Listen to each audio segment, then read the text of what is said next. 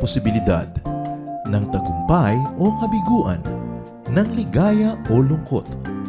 Kaya marapat lamang na tanggapin si Jesus bilang tagapagligtas at Panginoon.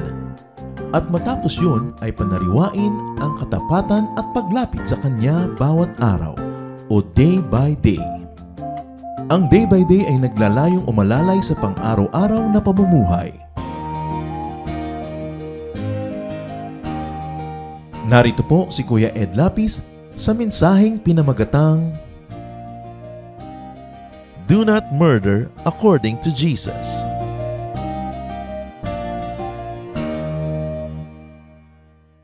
Exodus 20:13 says, "Do not murder." Paulit-ulit, umaalingaw-ngaw sa Old Testament ang katuruan na ito na huwag kang papatay. At yan ang pag-aaral natin ngayon, do not murder according to Jesus. Dear God, we thank you for life. Teach us to continue to value life, to cherish every moment that you allow us to live in this flesh, in this body that you gave us. Teach us to respect life. At sa amin ngayong pag-aaral, Panginoon, kayo po ang maging tagapangaral. Wala kaming nais ibang dinggin kundi ang tinig nyo.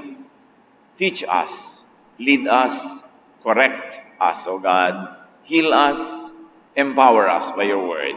In the name of Jesus, your Son, our Lord, our Savior and friend, we pray with thanksgiving.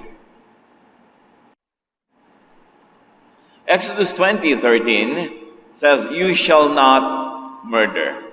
Ano po ba ang kahulugan ng murder? Murder is killing a person without the permission of the community. It is an unlawful killing as against a death sentence, which is killing a person based on the law for social control, for social engineering, for order. Kumisan may mga Christian na mga judges na nalilito na may sa mga bansa nila ay allowed ng law, in fact prescribe ang death sentence, but they say, I won't give it because I'm a Christian. But death sentence is not murder. Murder is not death sentence. Pagka personal lang na ginawa mo, walang pinagbabasihang batas, silakbo lang ng damdamin, personal na kagustuhan, pinatay mo ang isang tao, murder yon. Pero kung nakalagay sa batas ng isang bansa na ang ganitong mga kasalanan ay dapat patawan ng kamatayan, death sentence yon, legal yon, based on the law. At maging sa Biblia, merong murder at merong death sentence. Dapat pinag-iiba. Exodus 21:12, the Lord said, "Death is the punishment for murder." Paulit-ulit ito kasama sa 10 Commandments. The law against murder prevents destabilization of the community. Bakit nga ba pinapayagan kahit sa Old Testament noon ang pagpatay sa mga may ginagawang specific na mga kasalanan para hindi magulo ang lipunan? Kasi kung kanya-kanyang pwedeng pagpatay, ito yung nagagalit ka, ito yung naiinis ka, gusto mong maghiganti, meron kang papatayin, meron kang gustong agawan na ipapatayin mo, magkakagulo. At lalong-lalo noong batang-bata pa ang bayan ng Israel, kailangan nila ng mga mahihigpit na mga batas kasi ang kanilang lipunan ay di pa matibay. Napakadali nitong mabura, mawala sa mapa kung walang kaayusan, kaya mahihigpit ang mga batas nila noon. But tribal laws become different and they evolve pagka nagkakaroon na ng nation like a national law. And national law should be subordinated to international law kung meron ng mga global communities. Nag-evolve ang paggawa ng batas sigon sa katotohanan ng isang lipunan. The law against murder prevents people to take into their own hands violent and fatal resolutions to conflicts. Kung ang lahat ng di pagkakaunawaan, lahat ng mga hidwaan ay lulutasin sa pagpapatayan, magkakasira-sira ang buong lipunan, mawawala ng kabihasnan, magiging law of the jungle. Kaya inulit ang batas na ito maging sa Deuteronomy 5:17, do not murder. Anong pinagkaiba nung panahon ng Exodus at Deuteronomy? Nung panahon ng Exodus, ang mga tao ay naglalakad-lakad, nagpupunta dito, wandering. Pero nung panahon ng Deuteronomy, sila ay nakasettle. Mga settled communities na sila. Kaya medyo may mga naiba na sa kanilang mga batas kasi iba na ang katotohanan ng lipunan, pero nandun pa rin yung do not murder. Another version of this law is to be found in Genesis 9:6. God speaks, I created humans to be like me. If a person takes the life of another, that person must be put to death.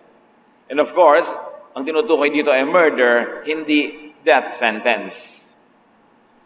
Pagka daw pinatay mo ang buhay ng iyong kapwa, ay dapat ka ring patayin kasi nilikha ng Diyos ang tao sa kanyang anyo.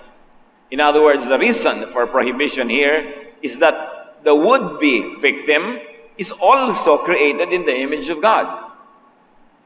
And the would-be murderer would distort God's image in him. Yung papatayin mo ay likha sa wangis ng Diyos, kaya dapat mo siyang igalang at huwag mong patayan by murder. At ang wangis mo na galing sa Diyos ay sisirain mo pag ginamit mo sa pag-commit ng murder.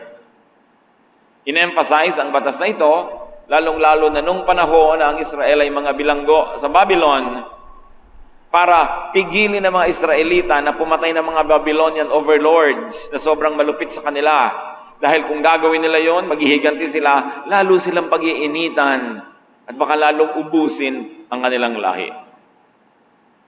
Therefore, the law was given, do not murder, in order to keep community peace and unity. To prevent needless loss of life. Ang konti-konti na nga nila, lagi silang nakikipagyera sa lahat ng lahi sa paligid nila, tapos sila mag-uubusan, magpapatayan, hihina ang kanilang bayan. It was given to respect humanity and God who is behind that humanity that made people in His image. And the teaching about not murdering was given to save people, to save yourselves from punishments. Kasi pag pumatay ka, napakalaki ng posibilidad na patayin ka rin at paghigantihan ng mga naulila. Throughout the Old Testament, it has been just that, do not murder. Then enters Jesus in a very dramatic way. Matthew 5:21-26, Jesus speaks. You have heard that it was said, meaning in the Old Testament, to those of ancient times, you shall not murder. And whoever murders shall be liable to judgment, or shall be killed. It was said by Moses, by the priests, by the law, that a murderer will be judged. Kaya sinabi ni Lord, you have heard that it was said, sabi nila sa inyo noon, but I say to you, pero ako ngayon ang nagsasabi sa inyo, Matthew 5:21-26, to continue, but I say to you, that if you are angry with a brother or sister, you will be liable to judgment, or you will also be killed. If you insult a brother or sister, you will be liable to the council. And if you say, you fool, you will be liable to the hell of fire.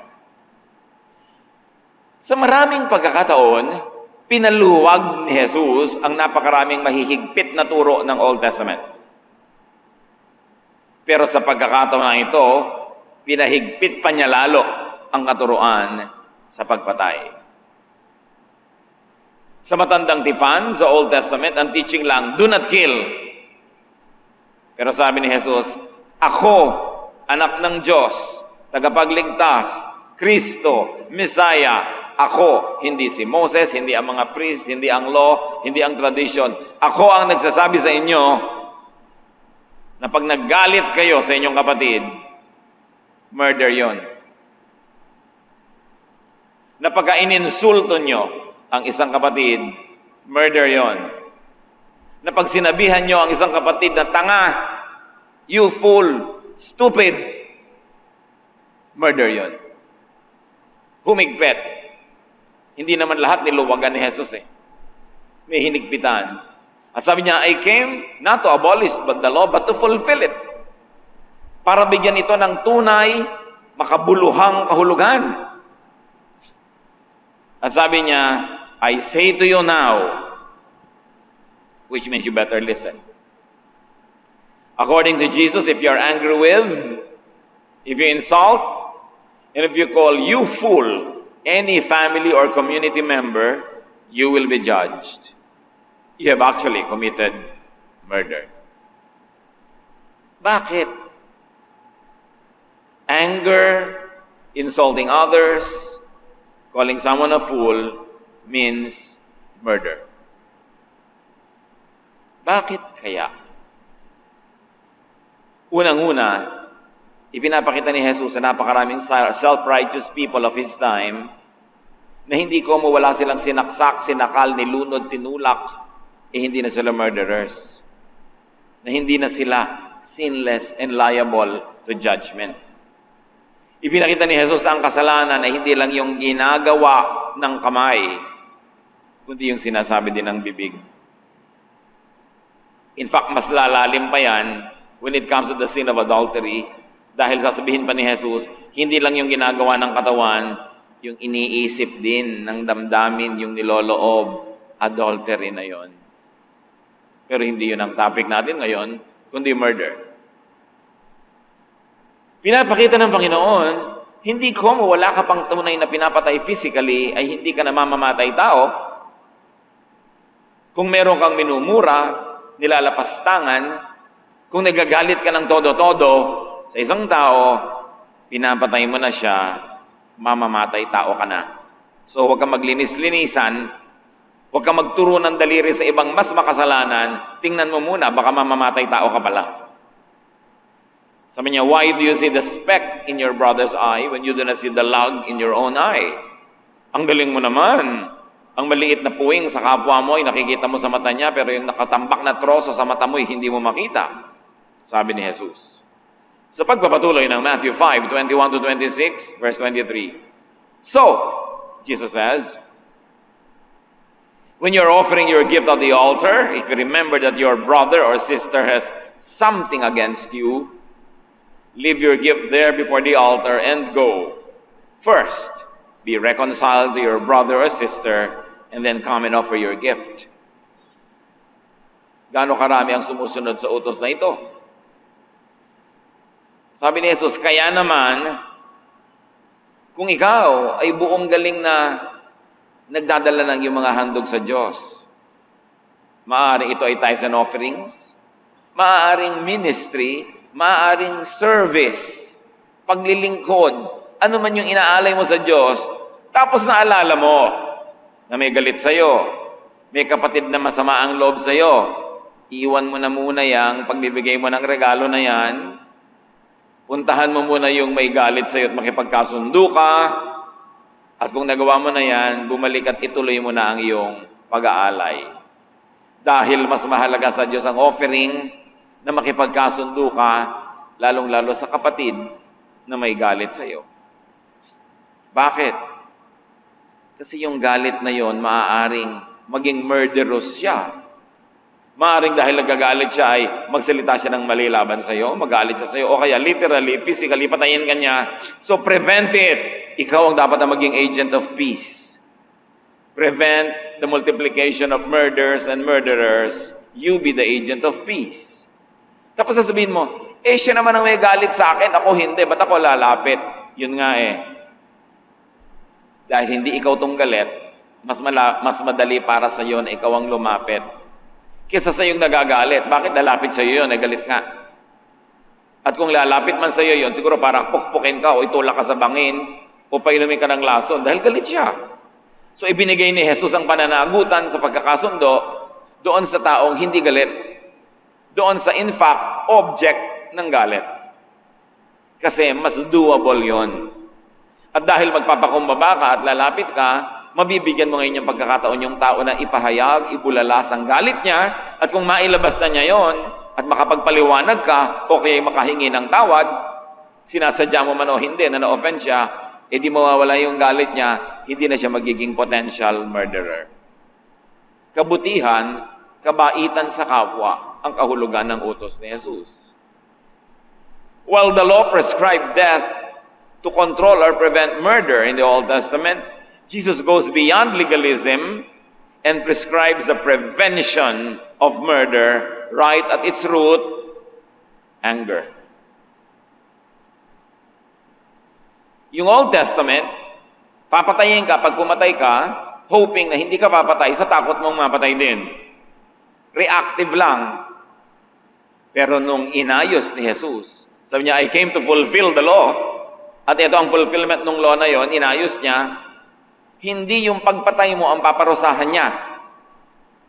Pipigilin kanyang makapatay dahil ang pinipigil ni Jesus, hindi yung pagpatay, kundi yung galit na nag-uugyok sa tao na pumatay.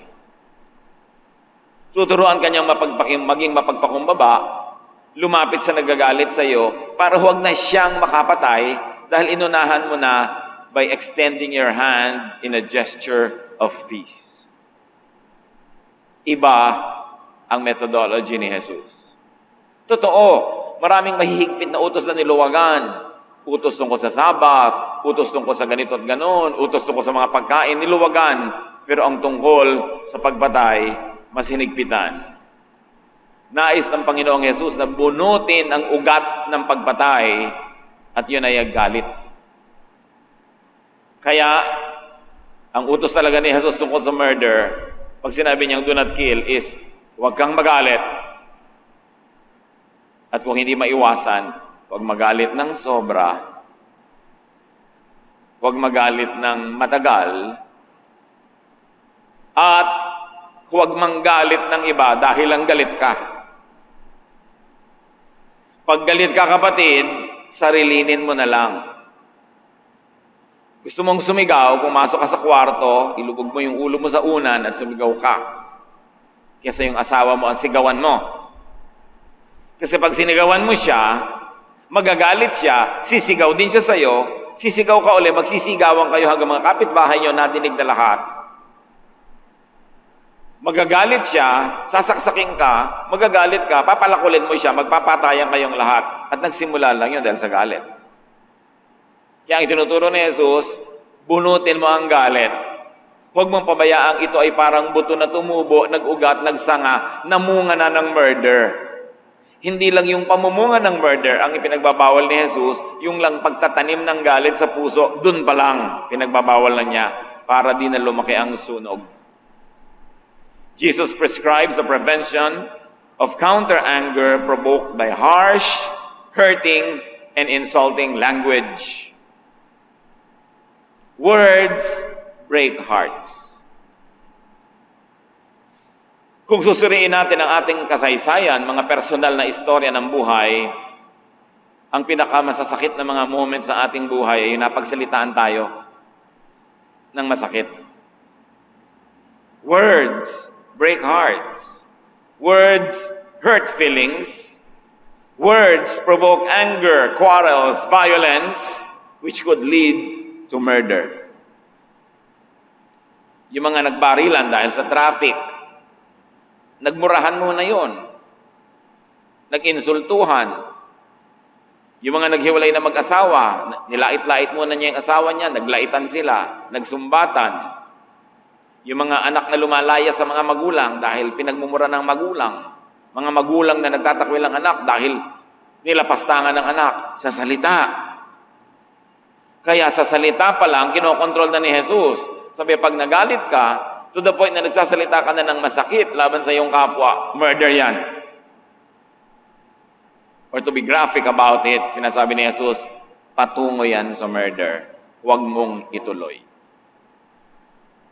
Anger could lead to hatred. Hatred could lead to violent expressions. Violence begets violence. Everyone loses. When you lose your temper, you lose.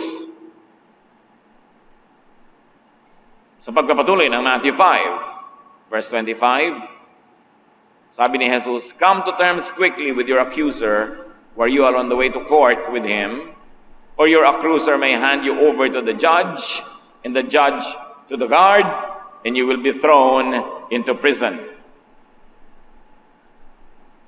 Truly I tell you, you will never get out until you have paid the last penny.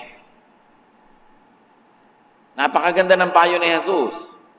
May nagdedemanda sa iyo, kinakaladkad ka patungo sa korte, bago pa man dinggin ang hukom ang kwento, bago ka pa man patawan ng parusa at itapon sa kulungan, makipagkasundo ka na sa nagsasakdal. Jesus teaches ways of peace by not adding insult to the injury. Nasaktan mo na, huwag mo nang pagsalitaan. Nagkamali ka na, huwag mo nang dagdagan ng salitang masakit. Nagkulang ka na nga, tapos mumurahin mo pa. Pinagdabugan mo na nga, tapos bubungangaan mo pa. Lalala. Jesus teaches ways of peace by calming nerves of the angry person and the object of anger. Pag may sunog, anong ginagawa natin? Di ba't inaapula ang sunog? Pinapatay ang apoy? Sino ang nasusunog ang bahay niya sa kusina ay bubusan niya ng gasolina para lumaki sunog? Sasabihin niyo, syempre wala. Bakit naman nagagalit yung asawa niyo? Makikipaggalit pa kayo? Dadagdagan niyo pa? Galit na nga. Galit na nga, susumbatan mo pa. Galit na nga, aawayin mo pa. O sasaktan mo pa. Di pagbubuhos ng gasolina sa apoy yon, lalaki. Pag may sunog, pinapatay ang sunog, hindi pinapalaki. Kaya sabi ni Jesus, nakademanda ka, areglo agad, pakiusap agad, para di na lumaki pa. Pag nagsesemento tayo, makalipas ang isang oras, isang araw, isang linggo, kaya nyo pa bang pakpakin yung semento na yon? No. Ang hirap na. Kailangan nyo ng maso, kailangan nyo ng mga matitikas na bagay para yun wasakin. Pero habang malambot pa, pwede nyo pa uling ibahin ng korte o tanggalin, di ba? Ganon din ang galit. May nagalit sa inyo ngayon. Sorry agad. Bawat saglit, bawat minuto, bawat oras na lumalampas na hindi kayo nagsosorry, tumitigas ang semento. Tumitigas ang puso. Nabubuo ang galit. At kung lumipas na ang buwan at mga taon, nandun yon, ang hirap bakbakin kasi pinatagal. Kaya makikita mo yung mga asawa, kuminsan mga lalaking mararahas, biglang sasampalin yung asawa, at biglang, sorry din, biglang halik na ng halik, pupo agad ng halik. Ang babae naman, nakiliti na, sorry na. Siyempre, hindi naman tamang gawin yon. Pero mas tama naman yun kaysa hindi ka mag-sorry. At dagdagan mo pa uli na isang bigwas at sikmuraan mo pa. Tumigas ang semento. Nabuo ang galit. At marami tayong mga galit, ganyan mga kapatid Habang tumatagal, mas tumitindi. Nalilimutan lang kasi busy. Pero oras na hindi busy, nanunumbalik, nagugunita, nasasariwa, bumabalik ang galit. Kaya pag tayo'y may nagawang mali, at alam naman natin pag mali, huwag ka lang maging proud, alam mo agad, mag-sorry kayo agad. Sa isang segundo na pagsasabi niyo ng sorry, makakatipid kayo ng lifetime of regrets. Pero siyempre, huwag niyong gawing dekorasyon yung sorry para lang gumanda ang buhay niyo. Mean it and be sincere and prove it. Prove that you are sorry. A timely sorry could prevent war, murder, and a lifetime of strife. So the law prohibited murder for order in and survival of the community. The law prevented murder by scaring the potential murderer with a death sentence. Kaya life for life, limb for limb. The law mitigated murder by killing murderers.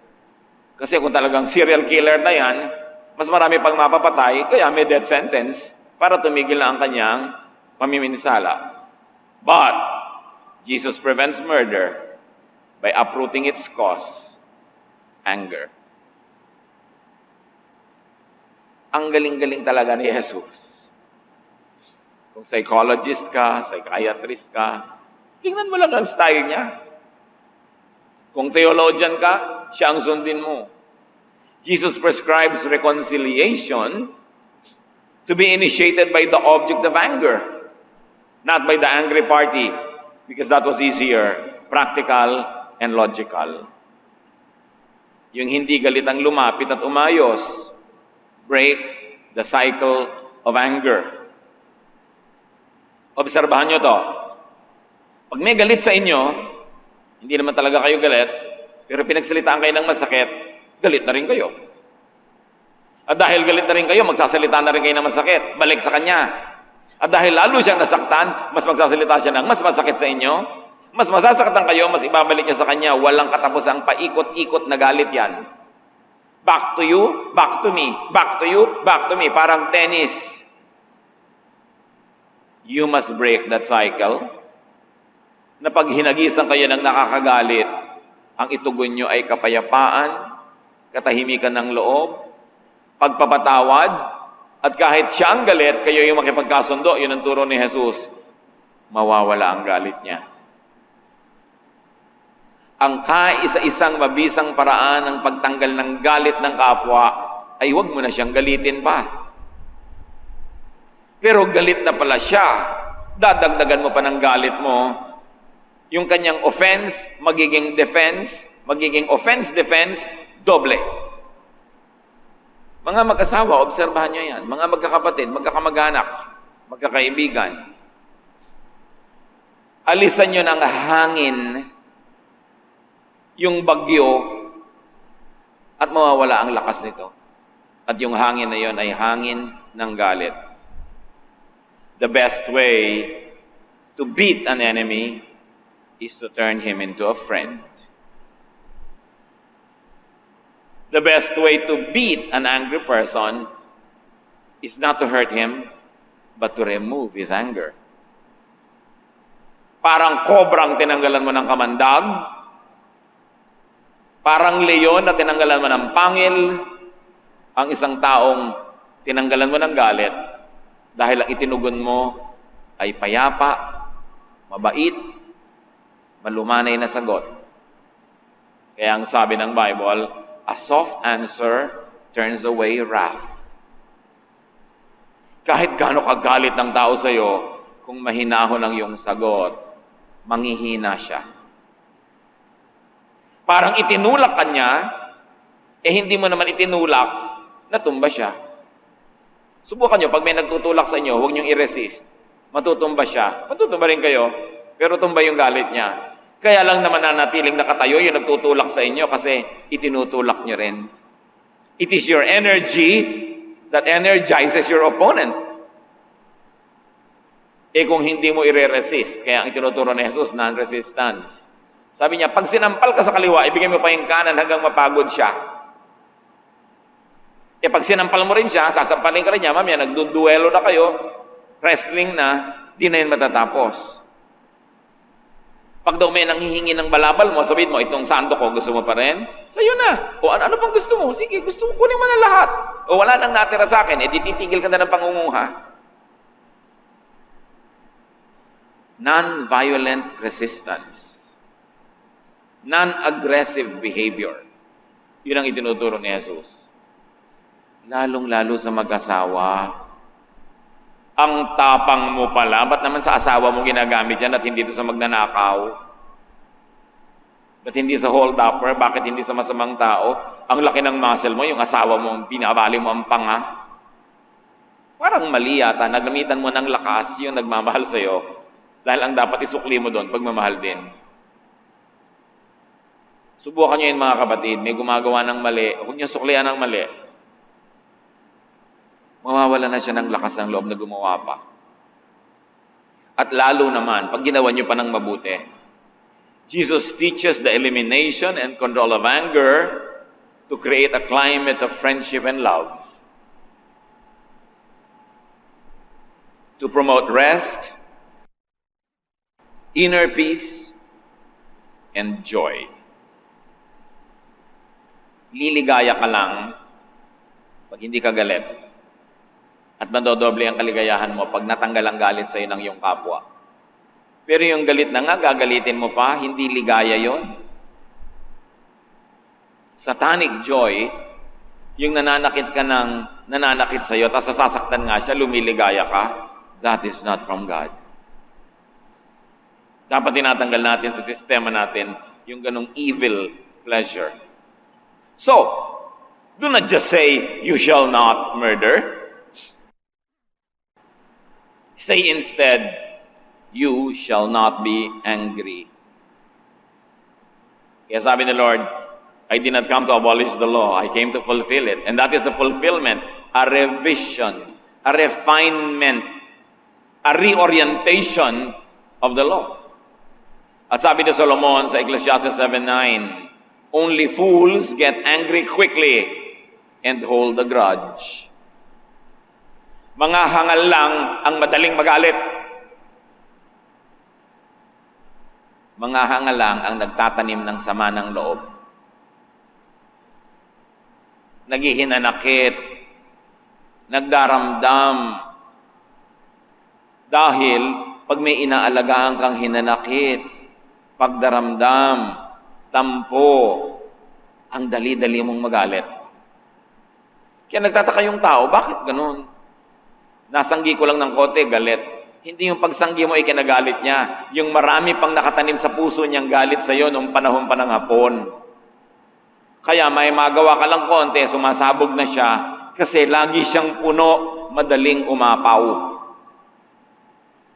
Kaya sabi ni Solomon, isang malaking kahangalan ang magtanim ng sama ng loob. Bakit? Sama, di ba? Ano ba yung masama? Hindi kabaliktaran ng mabuti. Sama. Tapos nasaan? Nasa loob. Ano ba yung kabaliktaran ng loob? Labas. Pero may yung masama, nasa loob mo. Sino nagdadala? Di ikaw. Kaninong emosyon ang nalalason? Sa'yo. Sinong nagagalit? Ikaw. Sino nagkakasala? Ikaw. Kaya sabi ni Solomon, kahangalan na magtanim ng sama ng loob. Kaya pag may nagawa sa iyong masama ang kapwa, sasabihin mo, ang sama na ng ginawa mo sa akin, na-damage na ako, pero hindi ako magtatanim ng sama ng loob. Kasi pag itinanim ko yan, patuloy akong madadamage. Minsan mo lang ginawa yung kamalian, habang buhay, dala-dala ko dahil sama ng loob ko, di lugi ako. So tama nang minsan akong malugi sa ginawa mong mali, patatawarin kita, hindi ako magagalit sa iyo para hanggang doon na lang ang lugi ko at di na madagdagan. Pero pag nagdamdam ako, naghinanakit, nagsama ng loob, patuloy akong masasaktan. Therefore, patuloy ako malulugi. Kaya katalinuhan na magpatawad. Actually, kabanalan maging magpapatawad, pero kung hindi ka banal, at least maging matalino ka. So, alam mo, hindi ako banal. Hindi kita mapapatawad kung kabanalan lang. Pero dahil matalino ako, papatawarin kita para huwag ako magkaroon ng sama ng loob dahil akong lugi pag may sama ako ng loob dahil sa loob ko, nandun yung sama. Hindi lugi ako. So, ang tali-talino ko, kahit hindi ako mabait, patatawarin kita. Dapat ganun. Di lalo na kung nagpatawad ka pa dahil makadiyos ka kasi, dahil mabait ka, di doble-doble ang benefit mo nun. At yun daw madaling magalit. Isang uri ng kahangalan. Alam niyo kung sino mga madaling magalit? Yung may kapangyarihan, yung may otoridad, yung may pera. Yung namang walang pera, di ba? Kinikim-kim lang ang galit. Yung mababa ang ranggo, nakangiti pa ngayon kahit galit. So sino ang merong ganitong kahangalan? Yung mga makapangyarihan. Kasi kayang-kaya nilang magalit eh. Wala kang magagawa. Pag galit sila, sila tong may power. Pero sabi ni Solomon, that's foolishness. Because you destroy your heart, you destroy yourself, you destroy your health. At hindi lang yon. Ako ang amo, nagalit ako sa iyo, nilapastangan kita, nilait kita, sinaktan ko loob mo. O nung natutulog ako, sinaksak mo ko, di lugi ako. At maraming ganun ha. Sayang, ang yaman-yaman pa naman, ang ganda-ganda ng buhay. Pinatay lang ng kung sino dahil pinagalitan niya. Kaya sabi ni Solomon, it is foolish to get angry quickly. Not to mention that it is sinful. So, huwag lang sabihin, do not murder. Sabihin natin, you should not be angry too long. Nagalit yung nanay mo kaninang umaga, pag uwi mo, galit pa rin. Nay, 8 oras na yung galit na yan. Matagal na. Heto na ang 10,000 pesos, mag-shopping na kayo. Hindi pagka hindi natanggal ang galit ng nanay. Ngayon pala, pag sashoppingin mo nang bumili po kayo ng kawali, bumili kayo ng kalan, bumili kayo ng udkuran ng nyog, para rin pala panluto niya para sa iyo, magagalit uli yun. May mga husband, ganun birthday ng asawa, ang regalo, kalan. Kalan, hindi ba para rin sa pagluluto, para sa'yo to? Nasaan yung akin? Dinagdagan mo lang ang trabaho ko. Niregaluhan mo ko ng kawali, kaldero, panlinis ng banyo. Regalo ang tawag mo dyan? Siyempre, pag magre-regalo kayo sa wife niya, yung pangkanya lang. Hindi yung pambuong pamilya. O bakit ang regalo mo sa akin, darling, ay bulkasil? Eh, lagyan mo yung bubong natin kasi tumutulo, dear. Happy birthday. Baka yung bibig mo ang bulkasilin niya. Dapat marunong ka magtanggal ng galit. Regalo lang yan, konting himas-himas. But mean it. Kaya sabi sa Ephesians 4:26, don't get so angry that you sin. Don't go to bed angry. Sabi ng ibang versions, do not let the sun go down on your anger. Kaya gusto ko itong contemporary English version, nilinaw na, don't go to bed angry. Huwag nang patagalin yan. Kasi nalalason ka. Remember, tumitigas ang semento. Ngayon, may galit ka, semento, wet cement. Walang nagtatanggal. Ikaw na magtanggal kasi mahihirapan ka rin pag tumigas yan Mas masarap kung may iba nagtatanggal. Pero pag wala, do it yourself. Huwag nang patigasin ang semento ng galit. At sabihin natin, you shall not be too angry to the point of saying hurting, insulting, anger-provoking words. Nagalit ka na, hindi na naiwasan. Sige. Pero huwag mo nang ibukang yung bibig. Huwag ka na magsabi pa ng mamaya hindi na lang ikaw yung galit, pati yung pinagsabihan mo, galit na rin. Nararanasan niyo ba mga kapatid na kung minsan may ginawa sa yung mali si A, pero ang pagsagot mo masyadong violente, masyadong masama, mamaya ikaw pa ito nagsosorry. So, teka, bakit ako nagsosorry? Di ba ikaw unang gumawa ng mali? Oo nga, pero mali rin ang ginawa mo sa akin Ako nauna, pero ikaw biglang nakahuli. Kaya ikaw mag-sorry ngayon. Nabaliktad pa. Pag may ginawang mali sa inyong kapwa, hayaan nyo may utang siya. Kayo magpatawad. Kesa sasagutin nyo rin ang mali, mamaya kayo na yung may utang. Be wise if you cannot be holy. Nakakahiya naman yung siya ang may unang mali, tapos ikaw ito nagsosorry. Kasi nagdabog ka na, pinagsalitaan mo ng masakit, pinagbuhatan mo ng kamay, sinumbatan mo na, ininsulto mo na. Kaya mamaya, ikaw na talaga yung magsosorry. Ikaw na yung latest criminal. Proverbs 21:23, he who keeps his mouth and his tongue keeps himself out of trouble. Pag marunong magtimpi, pag marunong magpigil sa pagbubulalas ng mga salita, nalalayo sa gulo. So make peace with those who are angry with you. Sabi sa Proverbs 25:21-22, if your enemies are hungry, give them something to eat. If they are thirsty, give them something to drink. This will be the same as piling burning coals on their heads, and the Lord will reward you. Pag nagugutom ang iyong kaaway, pakanin mo. Sobra naman siya. Kung matapos siyang mabusog, galit pa rin. Pag nauuhaw, painumin mo. Ang paggawa ng ganyang kabutihan ay bibiyayaan, gagantimpalaan ng Diyos. Sabi ng Panginoong Hesus sa Matthew 5:9, God blesses those people who make peace.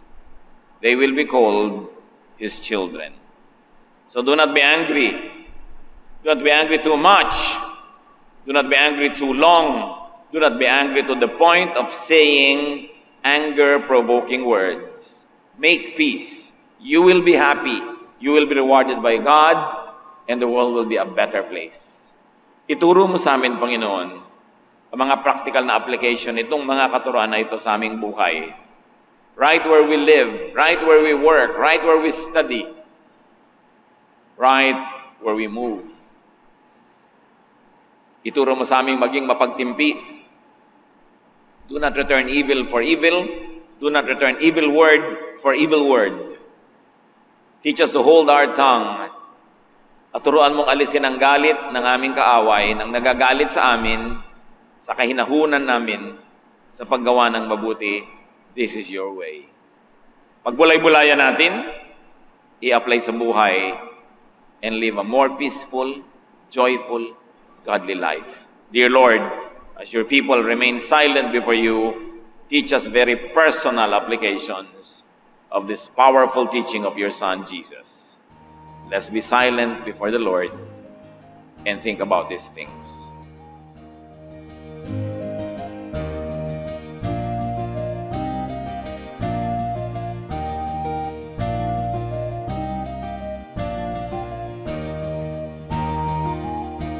Ang katatapos pong mensahe ni Kuya Ed Lapiz ay pinamagatang Do not murder according to Jesus.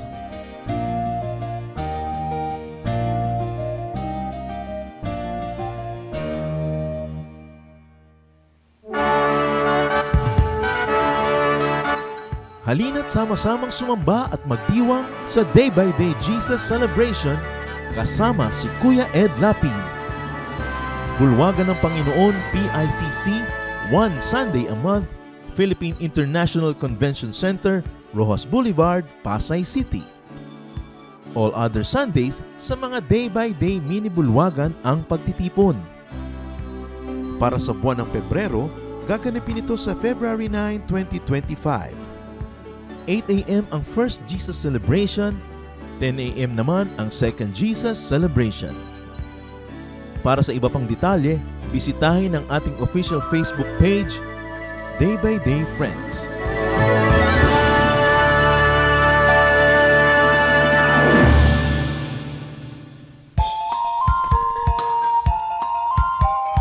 Magandang araw. Ako po si Pastor June Benaplor ng Day by Day Jose Abad Santos. Inaayahan ko po kayong dumalo, makibahagi at makisaya sa aming pagtitipon tuwing Biyernes sa 4th floor, Dulce Memorial Chapels, Jose Abad Santos, Tondo, Manila. Nagsisimula po sa ganap na alas 5 ng hapon ang Jesus Study at susunod po sa ganap na alas 6 ng gabi ang Jesus Celebration. Para po sa karagdagang impormasyon, tumawag o mag-text sa 0921-651-2206 o bisitahin ang aming FB page, DVD Jazz. Magkita-kita po tayo, hihintayin po namin kayo.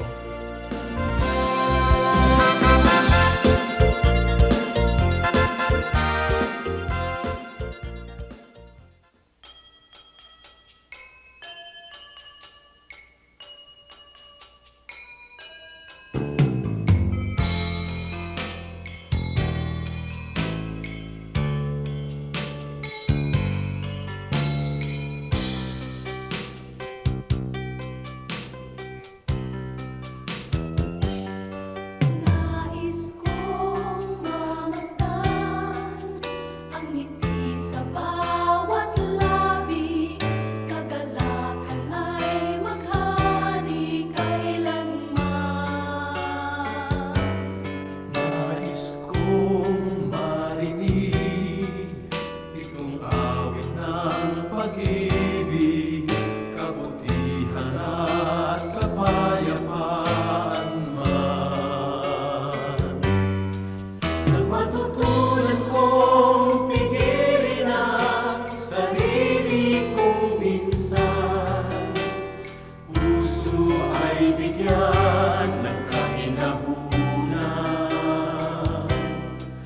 Ang katapatan ko nawa sa'yo'y hindi mahihimlay, mapagtigis na puso, kabaitan ang taglay. Bunga ng Espiritu, mayroon ka ba sa buhay mo ang kinakailangan na ipakita ng Kristiyanong tunay? Bunga ng Espiritu, kung wala sa buhay mo, kay Jesus tanggapin mo. Bunga ng Espiritu.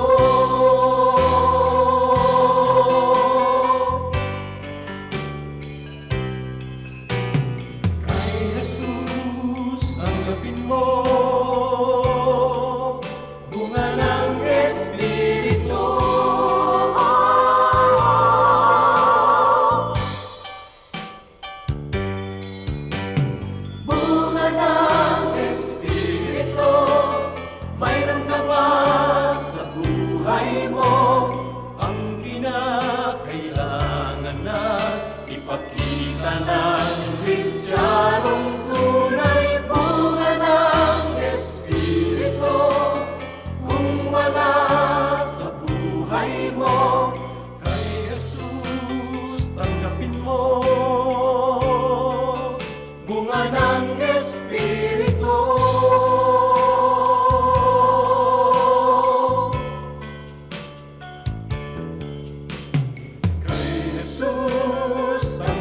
mo,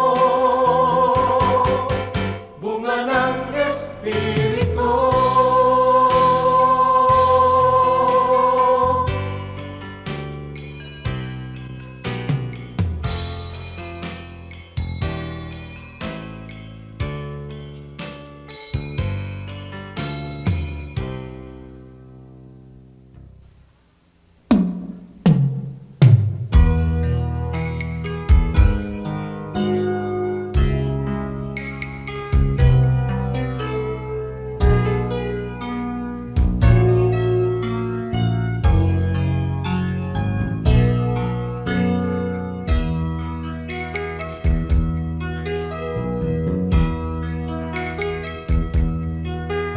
O Diyos, ang dalangin ko'y iyong tanggapin, na maging karapat-dapat sa iyong paningin. Kung may pag-aalinlangan ang aking paniwalaan ay ikaw. O Diyos, ang kailangan ko'y iba yung lakas upang di ko natahakin ligaw na landas sa pagpaparot parito. Sa ulat bagyo'y hindi magbabago. Katapatan ko, ang alay ko, Panginoon. Katapatan ko, sa'yo'y panghabang panahon. Kahit minsan na tiwala ko'y di kukupas, katapatan ko, panatiliin mong wagas.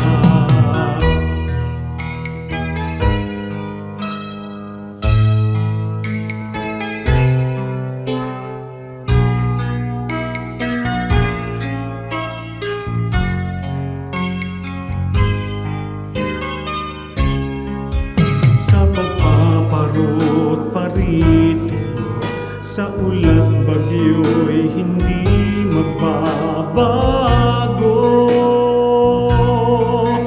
Katapatan ko, ang alay ko, Panginoon. Katapatan ko, sa'yo'y panghabang panahon. Kahit minsan man tiwala ko'y di kukupas, katapatan ko, panatiliin mong wagas.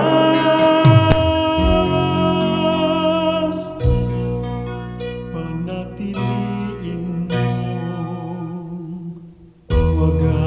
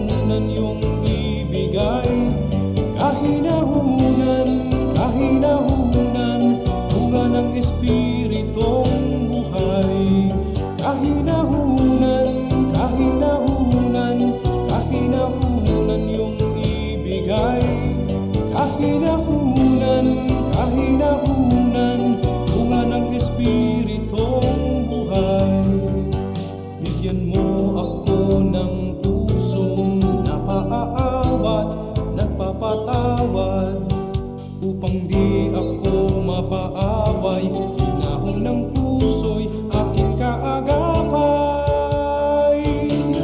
Kahinahunan, kahinahunan, kahinahunan yung ibigay. Kahinahunan, kahinahunan, bunga ng Espiritong buhay. Kahinahunan, kahinahunan, kahinahunan yung ibigay. Kahinahunan, kahinahunan, bunga ng Espiritong buhay.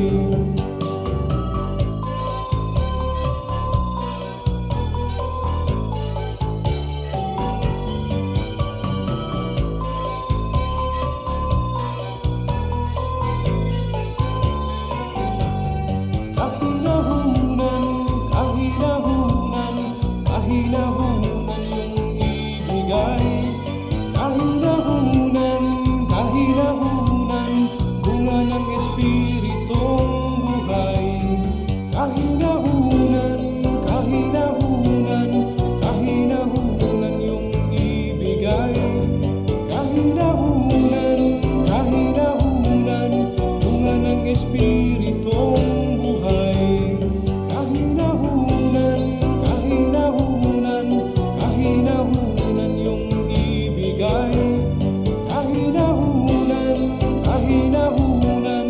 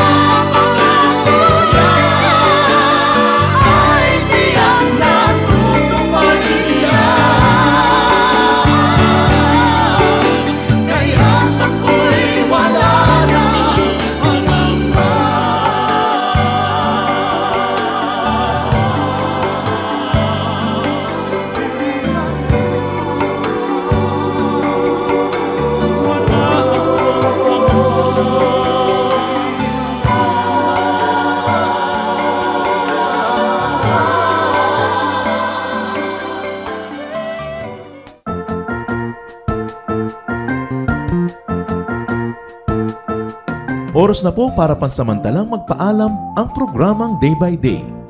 Tayo po'y magsama-sama tuwing ika-6 hanggang ika-7 ng umaga, araw-araw. Magandang umaga po at mabuhay ang Panginoong Hesus!